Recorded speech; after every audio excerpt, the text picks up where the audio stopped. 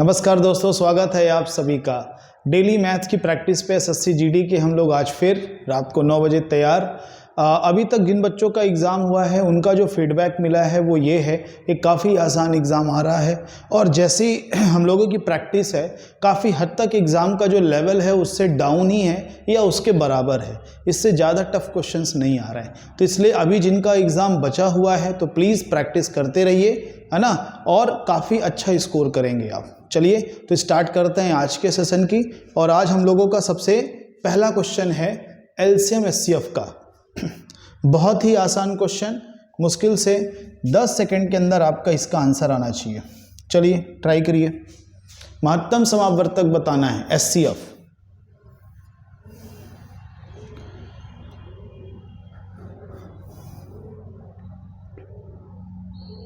चलिए अब तक में आना चाहिए आंसर। देखो यहाँ पे जब एलसीएम निकाला जाता है तो जो वैल्यू कॉमन है उनकी हाईएस्ट पावर और जो कॉमन नहीं है उनको भी लिया जाता है। लेकिन जब हम महत्तम समावर्तक यानी एचसीएफ निकालते हैं तो फिर जो कॉमन है वही बस लिया जाएगा। जैसे इन दोनों में 2 है क्या, नहीं, तो हमारे एचसीएफ में भी 2 नहीं आएगा। 3 है क्या, हाँ सर, और उसमें भी जो मिनिमम पावर है वो आएगी। तो 3 की पावर 1, तो 3 की पावर 1 सर, एक यहाँ है एक यहाँ है। साथ ही साथ 5 भी चाहिए हमको, क्यों, क्योंकि 5 यहाँ भी था यहाँ भी था। मिनिमम पावर 2 है तो यही इसका आंसर होगा, क्योंकि 7 बाकी जगह नहीं है। तो इसलिए एचसीएफ में हम देखते हैं कि जो भी वैल्यू कॉमन है वो ली जाए और मिनिमम पावर के साथ ली जाए। ठीक है। एलसीएम में क्या होता है, हाईएस्ट पावर के साथ कॉमन वैल्यूज और जो कॉमन नहीं है उनको भी एज इट इज लिखा जाता है। तो फिलहाल ये एचसीएफ था, इसलिए इसका आंसर डी ऑप्शन आपका आखिरी ऑप्शन होगा। चलिए बढ़ते हैं दूसरे क्वेश्चन में। प्रॉफिट लॉस का बहुत ही सिंपल क्वेश्चन पढ़कर 15 सेकंड में आंसर आना चाहिए। क्वेश्चन कह रहा है एक किताब के विक्रय मूल्य तथा क्रय मूल्य का अनुपात 3:4 के अनुपात में है, तो लाभ हानि का जो प्रतिशत है वो क्या होगा। लाभ होगा या हानि होगा, उसका भी परसेंटेज क्या होगा। बहुत ही आसान क्वेश्चन।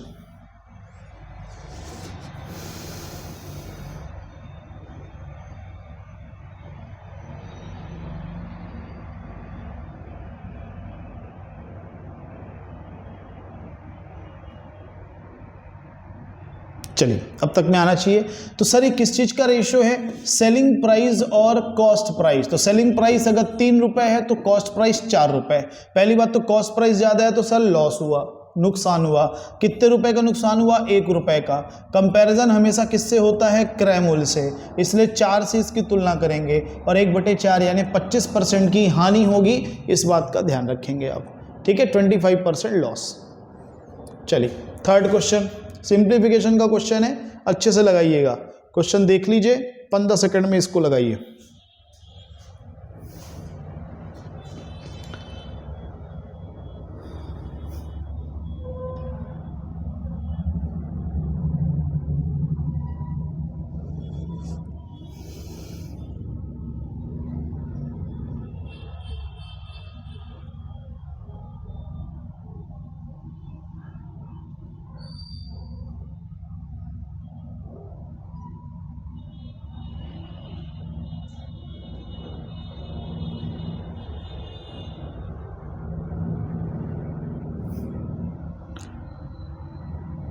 चलिए अब तक में आना चाहिए। देखो यहाँ पे एक बात का ध्यान रखना, ये का पहले सॉल्व होगा, लेकिन इसको हम मिक्स फ्रैक्शन से सिंपल बना लेते हैं। तो ये क्या हो जाएगा, 31/5 गुणे 5/6 का। अब जो ब्रैकेट के अंदर है वो सॉल्व होगा। तो ये दोनों का देखो डिनोमिनेटर सेम है, तो ये वैल्यू माइनस में ये वैल्यू प्लस में तो घटेगा। तो 2/5 ऋण कितना आएगा, 5/62। ठीक है, क्योंकि दोनों का साइन क्या था, अपोजिट था, इसलिए। अब इसको थोड़ा और, अभी ये 5 कैंसिल मत करना, अभी अपन इसको पहले का को देख लेते हैं फिर उसके बाद करें। वैसे फर्क नहीं पड़ेगा पर जो नियम है उसके हिसाब से चलते हैं। तो 62 का डबल कितना हो जाएगा, 124। 5 5 25, इधर हो जाएगा 5 गुणे 62। अब ये गुणा पहले होगा तो 5 से 5 कैंसिल हो गया। ठीक है, अब इधर क्या बचा सर, 31/5 गुणे 1/6 का, इसका भी मतलब गुणा ही हो गया। 124 से 25 घटेगा तो 99, 99 बटे कितना, 62। तो देखो 31 का डबल होता है 62। ठीक है, और इसको थोड़ा भी 3 से डिविजिबल और कर सकते हैं, 2 और ये 33। तो टोटल सॉल्व हो गया, कितना बना, 33/5, 2 ना 10, 2 ना 20, 33/20 यानी सेकेंड ऑप्शन। ठीक है, अच्छा क्वेश्चन है सिंप्लीफिकेशन का। चलिए बढ़ते हैं अगले क्वेश्चन की ओर। हमारा आज का 4th क्वेश्चन क्षेत्रमिति से जुड़ा हुआ है, मेंसुरेशन से। एक आयताकार मेज का परिमाप 48 सेंटीमीटर, यदि आयताकार मेज का क्षेत्रफल 128 सेंटीमीटर वर्ग तो मेज की लंबाई क्या होगी? लेंथ आपको बतानी है।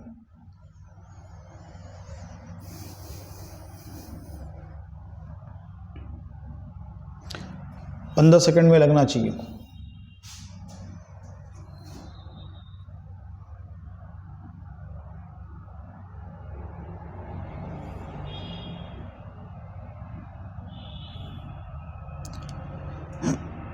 चलिए, तो आयताकार मेज का परिमाप क्या होता है? किसी भी आयत का परिमाप होता है 2 गुणे लंबाई धन चौड़ाई। तो यानी यहां से हमें उनका योग मिल गया 24, 2 से इसको हमने डिवाइड कर दिया। क्षेत्रफल क्या होता है? इनका गुणनफल, वो कितना है? 128। तो यहाँ पे 2 संख्याएं ऐसी जिनको जोड़ें तो 24 आए, गुणा करें तो 128, यही हमको ढूंढना है। वर्ग समीकरण बनाने से अच्छा है नंबर ही ढूंढ लीजिए, ज़्यादा अच्छा है। ठीक है, तो यहाँ पे 128 किसकी किसकी टेबल में आता है, इससे देख लीजिए या ऑप्शन का इस्तेमाल कर लीजिए सर। अगर एक संख्या 18 है तो जोड़ने पे 24 तो दूसरी संख्या 6 बनेगी, और 18 छंग 128 नहीं होता है, 108 होता है। पहला ऑप्शन कैंसिल हो गया। 10, अगर एक 10 है तो दूसरा 14 होगा, 14 और 10 का इंटू 140 होता है, तो ये भी नहीं होगा सर। 16 रखेंगे तो दूसरी संख्या 8 होगी, और 16 अट्ठे आपका बन जाएगा, ये माने थर्ड ही ऑप्शन है हमारा, थर्ड इसका आंसर होगा। लास्ट वाला चाहो तो चेक कर लो, 12 है तो दूसरा भी 12 होगा, 12 बराबर 144 होता है, ना कि 128। तो ऐसे क्वेश्चनों को थोड़ी देर लगाकर उसके बाद ऑप्शन से क्या करिए, क्रॉस चेक करिए। चलिए नेक्स्ट डीआई का क्वेश्चन आ गया, ये अच्छे से पढ़ना है। यहां पे ये मां शब्द नहीं है, ई है, इन। नीचे दी गई तालिका में एक श्रृंखला के 5 विभिन्न मैचों में 4 विभिन्न बल्लेबाजों द्वारा बनाए गए रनों को, कल भी डीआई था इस पे, लेकिन क्वेश्चन अलग है। इन 5 मैचों में B1 तथा B4 द्वारा बनाए गए रनों की कुल संख्या में क्या अंतर है? ये अलग अलग सेट के क्वेश्चन है, इसलिए डीआई वही है मगर हर डीआई का क्वेश्चन अलग है। ठीक है, ट्राई करिए। B1 तथा B4 द्वारा जो रन बनाए गए उसका अंतर क्या होगा? तो ये रहा B1 का टोटल करो, ये रहा B4 का टोटल करो, घटा देना है आसानी से।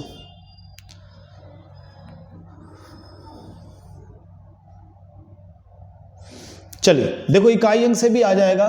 6, 3, 9, 9, 5, 14, यानी इसकी इकाई में 4 आएगा, इसकी इकाई में 6, 5, 5, 5, 15, 15 और 6, 21 और 2, 23 आएगा। सर 4, 3 का अंतर 1 होगा, अगर ये संख्या बड़ी होगी तो 9 होगा, यानी इकाई में 1 या 9 आएगा, तो एक ही चीज है 1। ठीक है, या तो पूरा जोड़ के भी घटा सकते हैं। पूरा जोड़ेंगे तो जो वैल्यू आएगी कितनी आएगी, जैसे यहाँ पे इकाई में 4 आया था ना, 6, 3, 9, 9, 5, 14, कैरी गया 1, तो 12, 1, 13, 13, 13, 9, 22, 22 और 8, 30, 30, 8, 38, 38, 2, 40, ये 404 हो गया। और यहाँ पे देखो कितना अंतर आ रहा है, 6, 15, 15, 2, 17, 6, 23 का 3, कैरी 2 गया, तो 2, 5, 2, 7, 6, 13, 13 और 7, 20, 1, 21, 21 और 8, 29। इसको घटा दीजिए तो 4 में 3 1, बिल्कुल, 10 में 9 1, बिल्कुल सही है। तो पूरा कैलकुलेट कर लीजिए या केवल इकाई अंक से लगा दीजिए, है ना, क्योंकि आपके ऑप्शन में इकाई अंक से आंसर आ जाता। चलिए रेशियो का क्वेश्चन, बहुत ही आसान क्वेश्चन पढ़ के 10 सेकंड में आंसर आना चाहिए।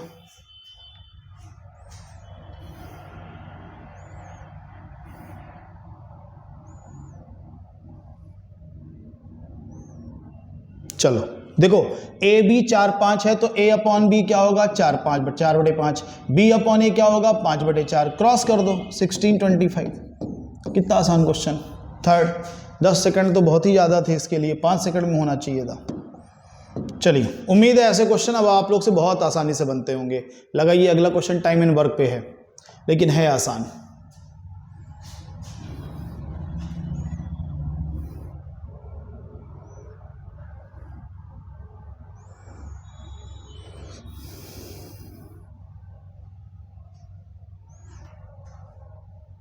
बहुत ही सिंपल क्वेश्चन कह रहा है, सी किसी कार्य को 20 दिनों में, डी उसी कार्य को 30 दिन में, तो दोनों मिलकर कितने दिनों में करेंगे। वैसे ऐसे के लिए हम लोगों ने पढ़ रखा है क्या, x × y upon x + y। तो यहाँ पे कितना दिया है 20 30, तो 20 × 30 बटे 20 धन 30 यानी 50। तो 0 से 0, 5 से 4, 4 3 12 आंसर। ठीक है, वैसे इसमें डायरेक्ट फार्मूला भी हम लगा सकते हैं और वर्क बना के भी सॉल्व कर सकते हैं।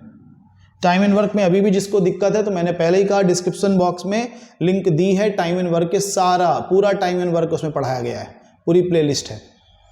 चलिए इसको ट्राई करिए। ब्याज का क्वेश्चन है, इंटरेस्ट का। अगर फॉर्मूला पता है तो 10 सेकंड में हो जाएगा। 15 सेकंड टाइम है आप लोग को, लगाइए। 3200 रुपए की एक राशि पर 20% की वार्षिक दर से 2 वर्षों के चक्रवृद्धि ब्याज और साधारण ब्याज का अंतर बताना है। कैलकुलेशन ईयरली करना है, 2 साल का अंतर। चलिए, वैसे 2 साल के डिफरेंस का सीधा फॉर्मूला होता है P इंटू आर अपॉन 100 का स्क्वायर। दूसरा परसेंटेज भी 20 बहुत आसान है ना। तो 20 और 20 का 20% कितना बनता है? 4। यही डिफरेंस होगा, 4% किसका? 3200 का। एक ये भी तरीका है, तो फॉर्मूले में रख लीजिए या स्लैग में रख दीजिए। तो कितना है? 3200। आर कितना? 20/100 यानी 1/5। तो 1/5 का वर्ग 1/25। सॉल्व कर दीजिए। तो 25 से इसको डिवाइड करेंगे, 25 एकम 25, 7, हाँ 7 जाएगा 70, 25 दूना 50, 128। कहाँ है? पहला ऑप्शन। वैसे स्लैग ज़्यादा आसान था, 20% अगर आपको पता है तो। ठीक है, मतलब क्या बोल रहा हूँ मैं, पहले साल 20, दूसरे साल 20, 20 का 20, 4, यही डिफरेंस है। क्योंकि चक्रवृद्धि ब्याज 24% बनेगी, साधारण ब्याज 40%, सॉरी चक्रवृद्धि ब्याज 44% बनेगी, साधारण ब्याज 40, अंतर आएगा 4%। कितना आसान है 4% निकालना 3200 का। 4 दूनी 8, 4 3 12, 128। चलिए बढ़िए, अगले क्वेश्चन पे, 9th पे। अच्छा क्वेश्चन है, थोड़ा सा दिमाग लगाइए, टाइम कम लगे आपको जिससे। 15 सेकंड। विवेक, देव, ललित अकेले किसी कार्य को 10, 15 तथा 20 दिन में पूरा करते हैं। विवेक तथा देव मिलकर समान कार्य को कार्य का आधा कितने दिन में पूरा कर सकेंगे?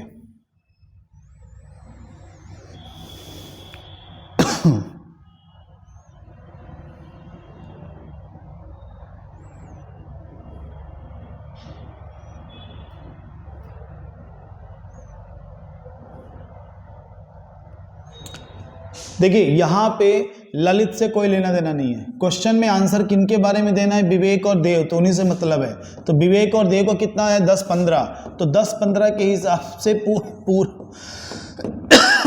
सॉरी पूरा काम करने में कितना टाइम लगेगा ये निकाल लेते हैं हम लोग। सर 6 दिन लगेगा पूरा काम, लेकिन हमसे आधा काम पूछा है तो 3 दिन, क्योंकि काम और टाइम डायरेक्टली रिलेशन होते हैं इनके बीच में। अगर वर्क को आधा करोगे तो टाइम भी आधा हो जाएगा। तो हमने वर्क को आधा किया तो टाइम 6 से आधा होके 3 हो गया। बाकी ललित का इंफॉर्मेशन यहाँ किसी मतलब का नहीं है। चलिए 10वां क्वेश्चन, आसान क्वेश्चन, बहुत ही आसान। 10 सेकंड में लगाइए।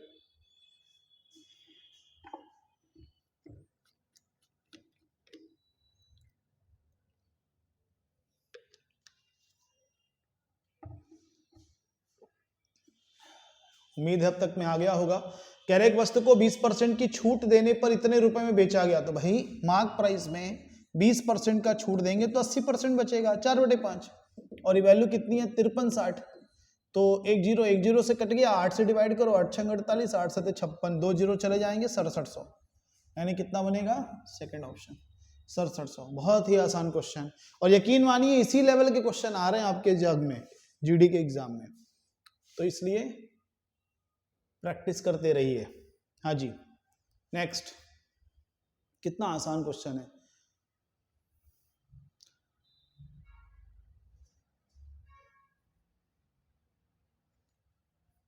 चलो क्वेश्चन क्या कह रहा है? किसी आयताकार बगीचे की लंबाई चौड़ाई दोनों दी है, क्षेत्रफल, तो सर लंबाई गुणे चौड़ाई 12 नहीं है 108 सेंटीमीटर स्क्वायर। कितना आसान। चलिए 12वां सिंप्लीफिकेशन फिर से आ गया, अच्छे से लगाइए, 15 सेकंड का टाइम लेके, जल्दबाजी में गलती मत करिएगा।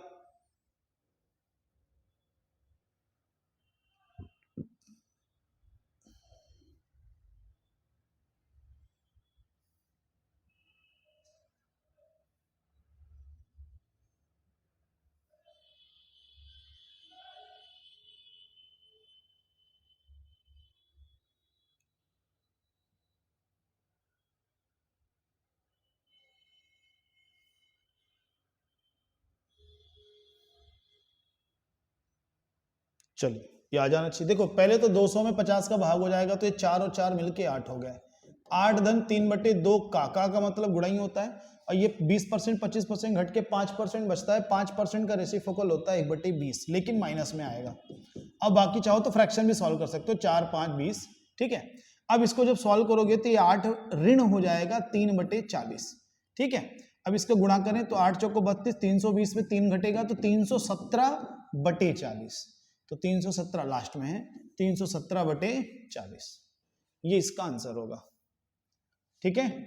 उम्मीद है सब समझ आ रहा होगा आपको। 13th, वैसे भी ये प्रैक्टिस है, इसमें आप लोग को थोड़ी सी बेसिक नॉलेज होना, तीसरा आप 10 सेकंड 15 सेकंड का क्वेश्चन है। यहाँ पे एक सुधार करना है। पहली बात, ये 2 नहीं है। एक विद्यालय के 50 शिक्षकों की औसत आयु 66 वर्ष है तथा दूसरे विद्यालय के 60 शिक्षकों की, यहाँ 60 है, 60 शिक्षकों की औसत आयु 55 वर्ष है, तो दोनों विद्यालयों के शिक्षकों को मिलाकर औसत आयु कितनी है, ये आपको बताना है, ठीक है। पहले विद्यालय में 50 टीचर हैं, दूसरे में 60। एवरेज पहले वाले की 66 है, दूसरे वाले की 55। दोनों को मिलाकर के एवरेज क्या होगा ये आपको बताना है। 15 सेकंड में आ जाना चाहिए।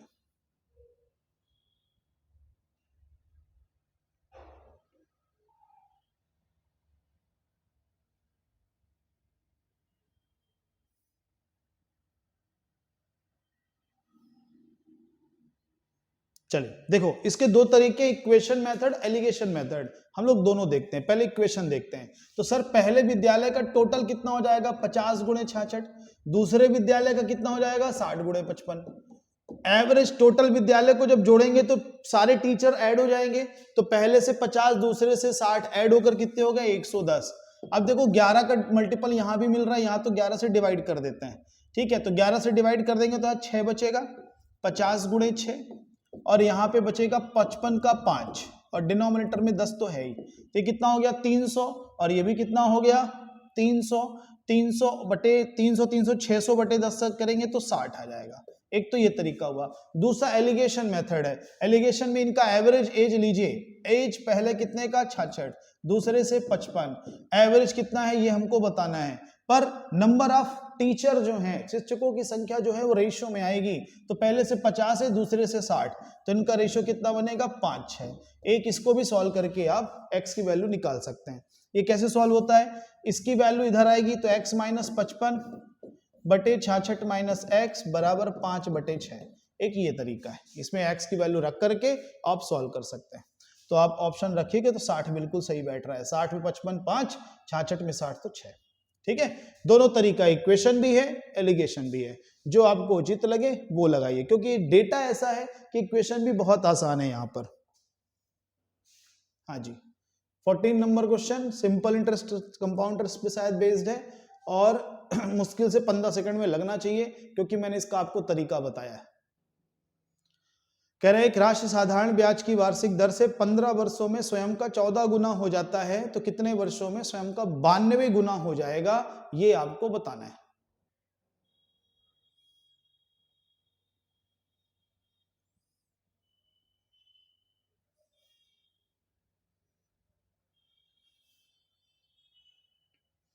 चलिए, तो इसका फॉर्मूला क्या था हम लोगों का, n1 minus 1 upon n2 minus 1 equal t1 upon t2। तो n1 गुना, तो n1 गुना कितना था, 14 गुना, कितने गुना बनाना है, 92 गुना। समय कितना दिया हुआ है, पहले वाला 15, इसका हमें बताना है। तो ये 13 हो जाएगा, ये 91, तो 13 सत्ते 91, 15 सत्ते 105, यानी इसका आंसर होगा 105, ठीक है। तो यहाँ पे गुना दिया हुआ था, टाइम हमें बताना था, ठीक है। चल अगला नेक्स्ट क्वेश्चन आपका प्रॉफिट लॉस पर बेस्ड था, लगाइए। राहुल ने बाजार से 80 वस्तुएं खरीदी, कुल वस्तुओं की 25% वस्तुएं खराब थी तथा शेष वस्तुओं को 50% लाभ पर बेचा गया। ये 4 नहीं है यहाँ पे, ये 4 नहीं है यहाँ पे, बेचा गया, कुल लाभ प्रतिशत कितना होगा, कुल लाभ कितना होगा, ये आपको बताना है।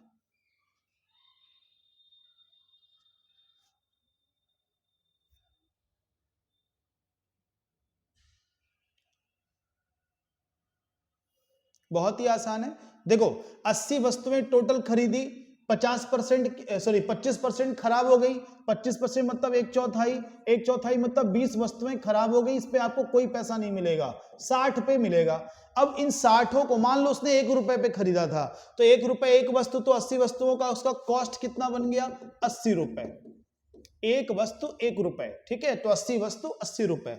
20 वस्तु खराब हो गई, अब 60 वस्तु बेच रहा है 50% लाभ पर। 50% लाभ यानी 1 रुपए की जगह 1.5 रुपए बेच रहा है, तो 1.5 रुपए 60 का कितना बनेगा? 90 रुपए। खर्च किया 80 रुपए, पाया 90 रुपए, 10 रुपए का फायदा कितने में? कॉस्ट में, 80 में। 1/8, 1/8 कितना होता है? 12.5%। आसानी से सॉल्व कर सकते हैं, कैलकुलेशन भी आसान है, ठीक है। 12.5% इसका आंसर होगा। 1 रुपए या 2 रुपए जो भी आप चाहें एज्यूम करके बना लीजिए। चलिए आ गया एक और डीआई। कह रहा नीचे दी गई तालिका में एक श्रृंखला में 5 विभिन्न मैचों में 4 बल्लेबाजों द्वारा बनाए गए रन को बताया गया है। क्वेश्चन नंबर 16 है ये, और M5 यानी मैच 5 में इन बल्लेबाज द्वारा बनाए गए प्रति बल्लेबाज का औसत रन क्या है, ये हमें बताना है। यानी 5वें मैच का औसत बताना है। बहुत ही आसान है, लगाइए 10 सेकंड में।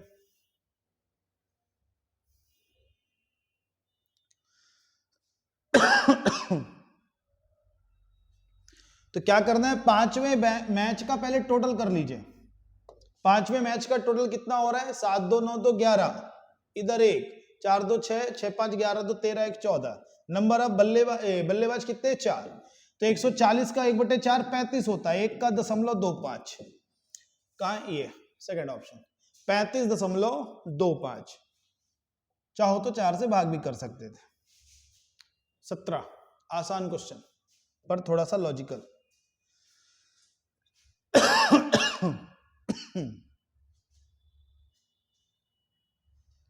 एक राशि पर चौथे वर्ष का चक्रवृद्धि ब्याज 6,000 रुपए, 5वें वर्ष का चक्रवृद्धि ब्याज 6,750 रुपए, तो ब्याज की दर क्या होगी?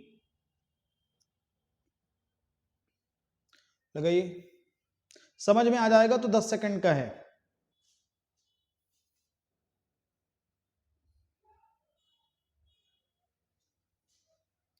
देखो चौथे वर्ष का ब्याज है, ध्यान दीजिएगा, 4 वर्ष का ब्याज नहीं है, चौथे वर्ष का। अब 5वें वर्ष का ब्याज 6,750। तो सीधी सी बात है, 5वें वर्ष जो भी एक्स्ट्रा मिला होगा वो चौथे साल की ब्याज होगी। वो 4 सालों में आपको जो ब्याज मिला है उस पर डिपेंड रहा होगा। तो कितना एक्स्ट्रा मिल रहा है? 750। कितने में? 6,000 रुपए, ठीक है। तो कितना बन गया इसका परसेंट? तो इसको सॉल्व कर लीजिए, 3 0 3 0 और 6 से इसको डिवाइड करिए तो 12.5 ये बनेगा। 12 छंग 72, 6 पंचे 30, ठीक है। चलो नेक्स्ट, टाइम इन वर्क का क्वेश्चन। ऐसे क्वेश्चन कई बार आप लोग लगाएं, बस थोड़ी कैलकुलेशन आपको चाहिए होगी। लगाइए।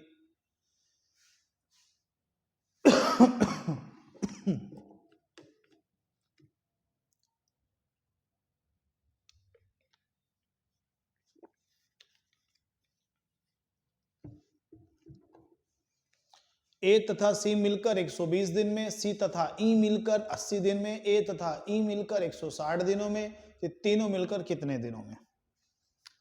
तो ए तथा सी 120, सी तथा ई 80, ए तथा ई 160, तीनों का एलसीएम लिया जाए तो 12 चौक 48 सही रहेगा, 16 ते 48 भी ठीक रहेगा। तो यहाँ पे इसको डिवाइड करेंगे तो इनकी एफिशिएंसी 4, यहाँ से 6, यहाँ से 3, तो कंबाइन एफिशिएंसी कितनी रहेगी? 6 3 9 4 13। लेकिन ये सब डबल हो रहे हैं, ध्यान दीजिएगा। तो हमें ए सी ई की एफिशिएंसी चाहिए, तो वो 13/2 बन रही है। कितनी बन रही है? 13/2। ये 2 जाएगा इधर डिनोमिनेटर में, तो टोटल वर्क कितना था? 480 डिवाइड बाई 13/2, बटे वाला 2 ऊपर चला जाएगा तो 960/13, 960/13। चलिए गुड। 19th क्वेश्चन मेंसुरेशन का ही है, लगाइए। एक कमरे की लंबाई, चौड़ाई, ऊंचाई 16, 12, 15 है तो उस कमरे में रखी जाने वाली सबसे बड़ी छड़, ऐसा क्वेश्चन हम लोगों ने लगाया है एक सेट में।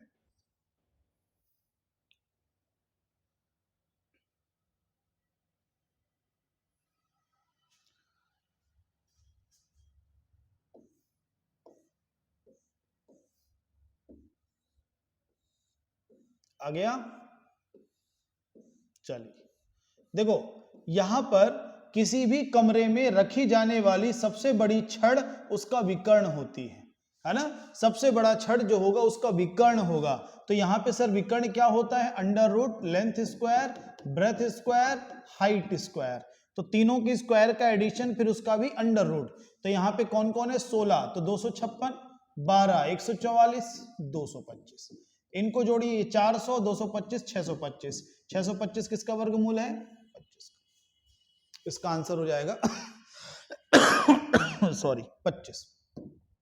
ध्यान रखना, विकर्ण घन हो या घनाभ, सबसे बड़ी छड़ उसके विकर्ण के बराबर ही होगी। चलिए आगे हम लोग आज के आखिरी क्वेश्चन पे, ठीक है? ये आज 11वां सेट है, हम लोग 15 सेट तक लगाएंगे एसएससी जीडी, ठीक है? उसके बाद स्टार्ट हो जाएगा सीएचएसएल। तो जिनका सीएचएसएल का एग्जाम है या जीडी का एग्जाम है, इसकी प्रैक्टिस करते रहना, पर्याप्त है इतना। सीएचएसएल में भी अपन आ जाएंगे और सीएचएसएल में कोशिश करेंगे मैथ और रीजनिंग दोनों की प्रैक्टिस करें, है ना? क्योंकि यहीं पे आपको टाइम लगता है आपके 1 घंटे के पेपर में। तो हम लोग का टारगेट होगा किसी भी तरीके से 40 से 45 मिनट में दोनों सेक्शन हो जाए। 40 से 45 सेकंड में, मिनट में दोनों सेक्शन लगातार प्रैक्टिस करेंगे तो पॉसिबल है, बहुत बड़ी बात नहीं। चलिए फिलहाल इसका आंसर 16, 20 का महत्तम सर 4 होगा। 16, 20 का लघुत्तम कितना होगा? देखो 16, 20, 16 पंचे 80, 20 चौको 80, 80 होगा। तो इनका रेशो हमें चाहिए था, तो 1, 20 क्या बनेगा? 1, 20। ये सेकंड ऑप्शन। 16, 20 नंबर ही इतनी आसान है कि टेबल से ही पता कर लोगे। 20 के पहाड़े में 80 आता है, 16 के पहाड़े में भी आता है, तो लघुत्तम बन गया। और 4 दोनों को डिवाइड कर पाएगा, महत्तम बन गया। हाँ ठीक है, चलिए तो ये हुआ आज का सेट हम लोगों का कंप्लीट। कल फिर रात को 9 बजे तैयार रहिएगा एसएससी जीडी के सेट के लिए। और जैसे ही 300 क्वेश्चन पूरे होंगे तो हम लोग सीएचएसएल की ओर बढ़ेंगे और सीएचएसएल में हम लोग मैथ रीजनिंग दोनों को देखेंगे, ठीक है? चलिए तो बहुत बहुत धन्यवाद आप सबका, कल फिर मिलते हैं, नमस्कार।